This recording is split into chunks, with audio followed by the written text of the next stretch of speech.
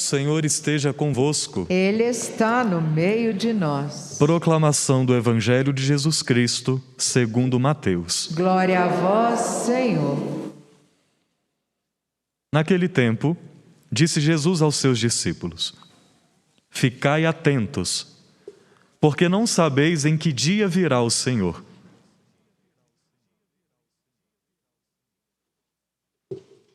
Desculpa que está errado. Naquele tempo, disse Jesus aos seus discípulos esta parábola: O reino dos céus é como a história das 10 jovens que pegaram suas lâmpadas de óleo e saíram ao encontro do noivo. 5 delas eram imprevidentes e as outras 5 eram previdentes. As imprevidentes pegaram as suas lâmpadas, mas não levaram óleo consigo. As previdentes, porém, levaram vasilhas com óleo junto com as lâmpadas. O noivo estava demorando, e todas elas acabaram cochilando e dormindo. No meio da noite ouviu-se um grito: O noivo está chegando, ide ao seu encontro. Então as 10 jovens se levantaram e prepararam as lâmpadas. As imprevidentes disseram às previdentes: Dai-nos um pouco de óleo, porque nossas lâmpadas estão se apagando. As previdentes responderam: De modo nenhum, porque o óleo pode ser insuficiente para nós e para vós. É melhor irdes comprar aos vendedores. Enquanto elas foram comprar óleo, o noivo chegou, e as que estavam preparadas entraram com ele para a festa de casamento, e a porta se fechou. Por fim chegaram também as outras jovens e disseram: Senhor, Senhor, abre-nos a porta. Ele, porém, respondeu: Em verdade eu vos digo, não vos conheço. Portanto, ficai vigiando, pois não sabeis qual será o dia, nem a hora. Palavra da salvação. Glória a vós, Senhor.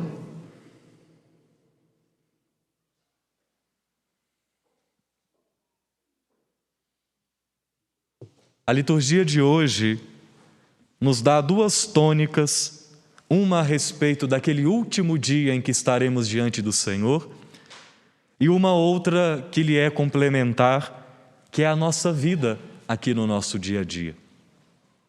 Nós acabamos de ouvir esta parábola que em algum momento pode trazer ao nosso coração um certo inconformismo. Por que que as outras 5 não ajudaram as que estavam com pouco óleo? Era só dividir que dava. A gente faz isso, a gente partilha, sobretudo nós, povo mineiro, a gente sempre dá um jeitinho para que a gente possa acolher todo mundo, né? Mas não é essa a intenção do Evangelho. A intenção do Evangelho aqui é mostrar que naquele último dia, cada um será julgado pela sua própria vida. Cada um por sua própria história. Eu não vou poder comunicar a ninguém as minhas virtudes, os meus atos, e ninguém vai poder comunicar isso comigo. Imagine se estivéssemos chegando ao céu, eu e as 3 irmãs aqui juntos. Cada um ia ser julgado pela sua própria vida.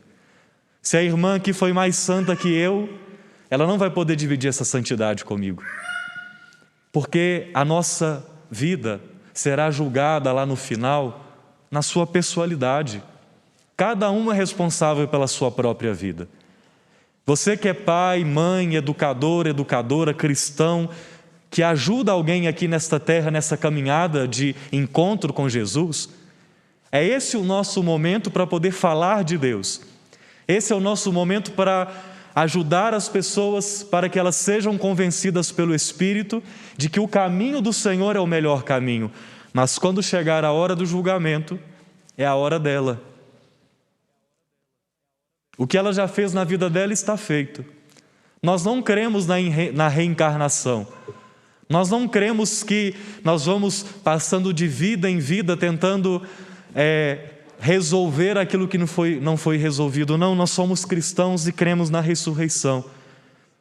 Ao fim desta nossa vida, diz o Catecismo da Igreja, todos ressuscitaremos. Aqueles que seguiram o caminho do Mestre ressuscitarão com Ele para a vida eterna com Deus. Mas aqueles que o rejeitaram, ressuscitarão não para a vida eterna com Ele, mas para uma vida eterna em condenação, em separação do Senhor. E este último dia não deve ser para nós uma ocasião nem de medo,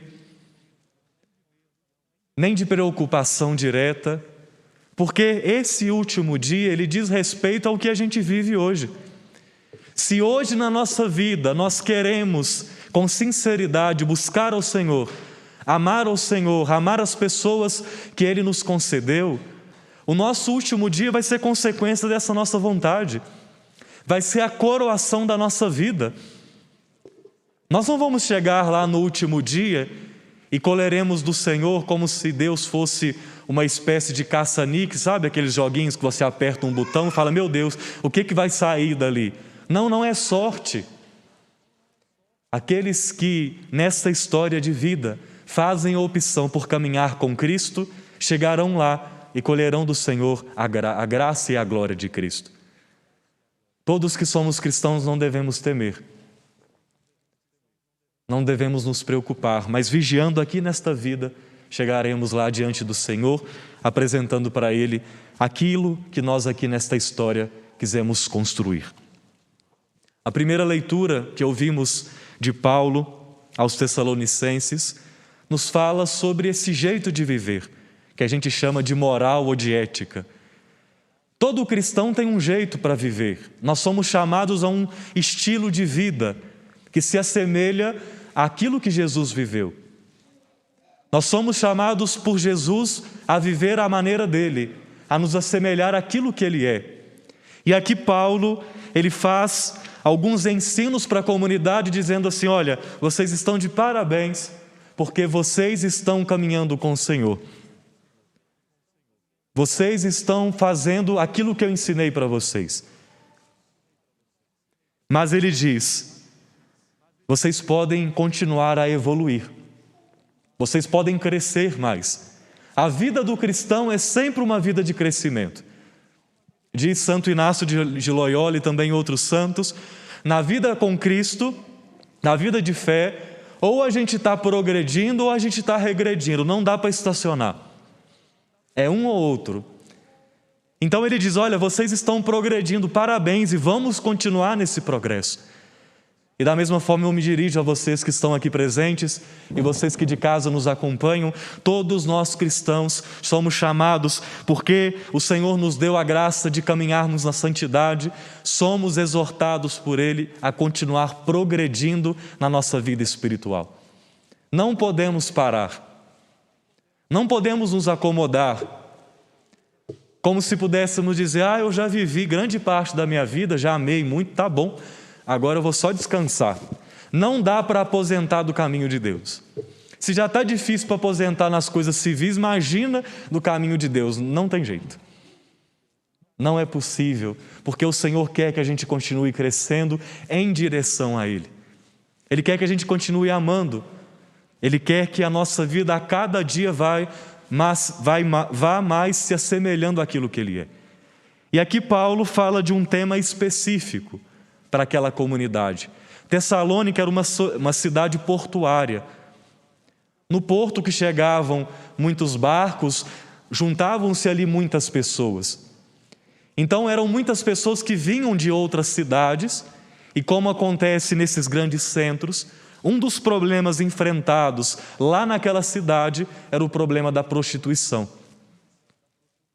Então Paulo começa a ensinar para eles, olha, não é que isso esteja acontecendo na comunidade, pelo que nós sabemos do texto.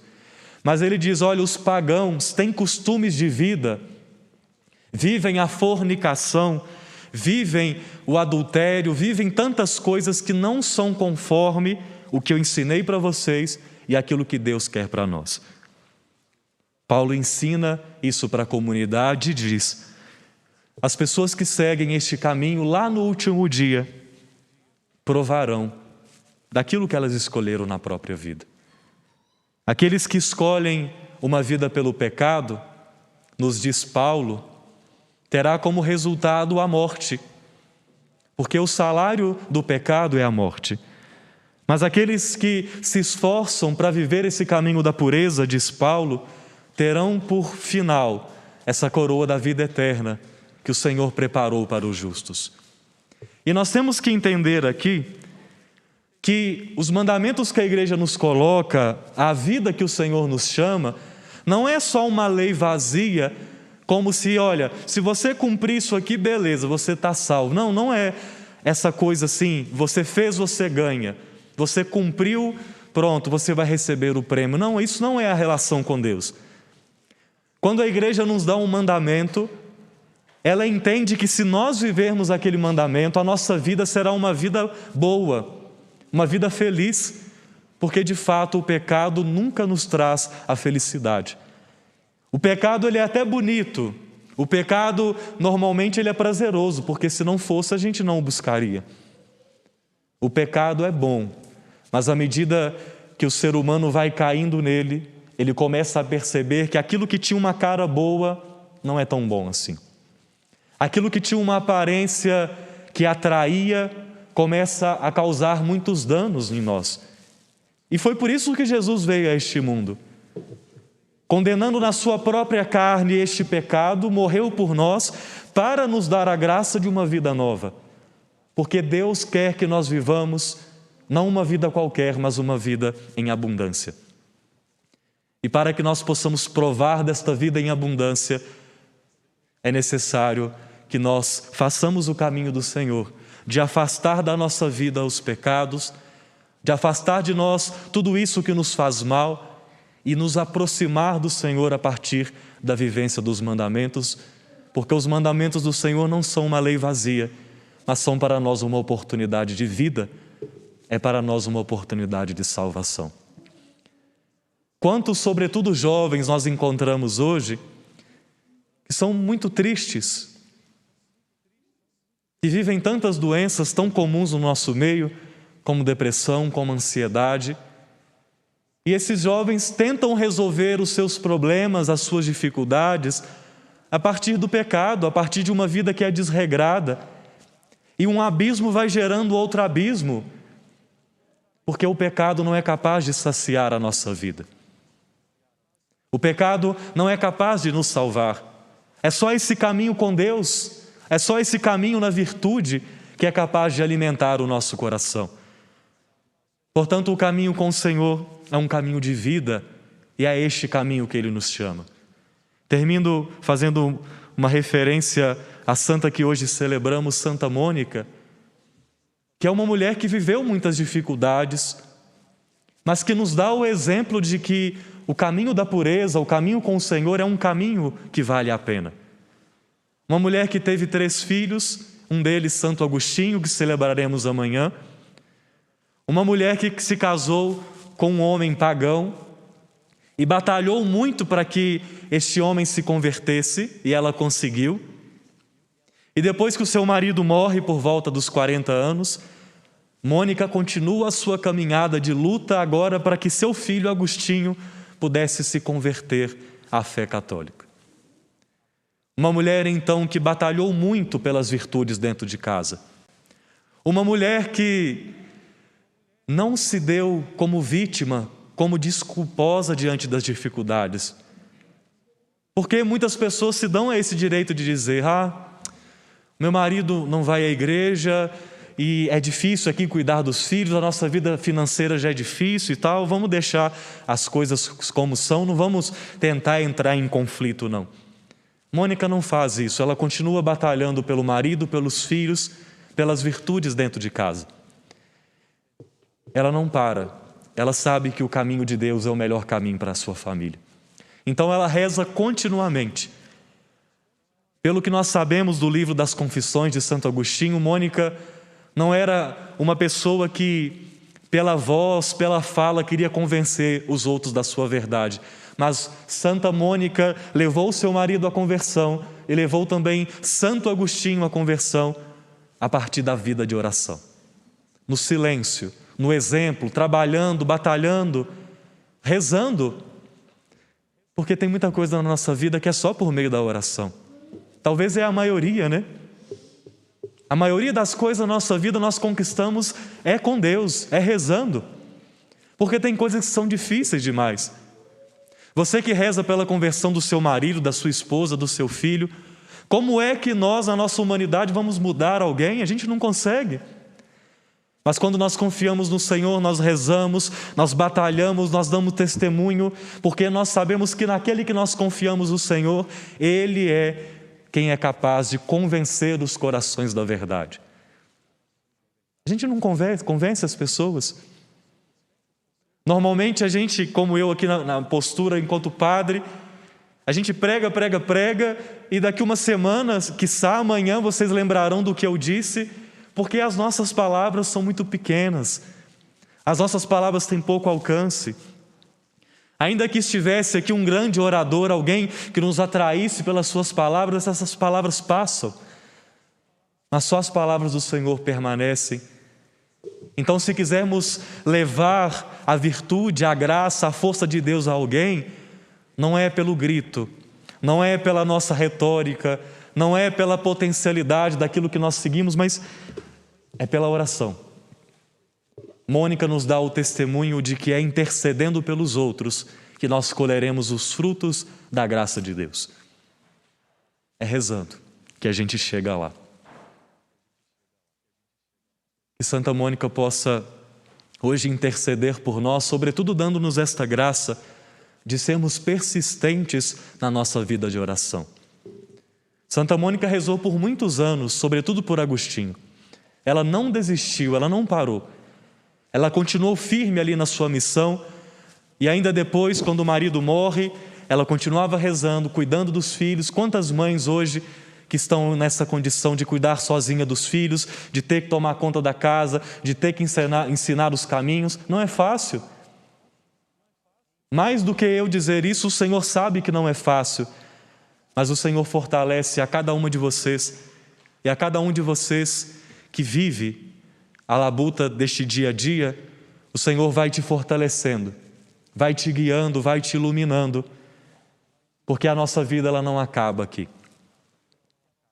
A nossa vida não se findará nesses sofrimentos terrenos, mas o Senhor nos promete que aqueles que com Ele caminharem provarão um dia desta vida eterna com Ele, onde não mais haverá nem choro, nem essa luta toda, nem essa dificuldade toda, mas onde viveremos face a face com o Senhor, provando da sua glória. Não pensemos que os sofrimentos desta vida são sofrimentos vazios. Não achemos, meu Deus, que dificuldade criar um filho, uma filha, que dificuldade fazer isso. Qual é a razão disso? Mais do que a razão de amar alguém, porque o Cristo está neste alguém que nós amamos, ainda além disso, todo o sofrimento, se nós o elevarmos até o Cristo, elevarmos até o Senhor, todo o sofrimento é capaz de nos levar até o céu. O sofrimento ele tem sempre um sentido. O sofrimento ele pode, inclusive, nos levar à salvação. Coloquemos a nossa vida neste momento no Senhor. Que Ele nos fortaleça na vida de oração e nos conduzindo nesta vida por caminhos de justiça, Ele nos conceda a graça um dia de sermos coroados pela sua glória. Coloquemos-nos de pé.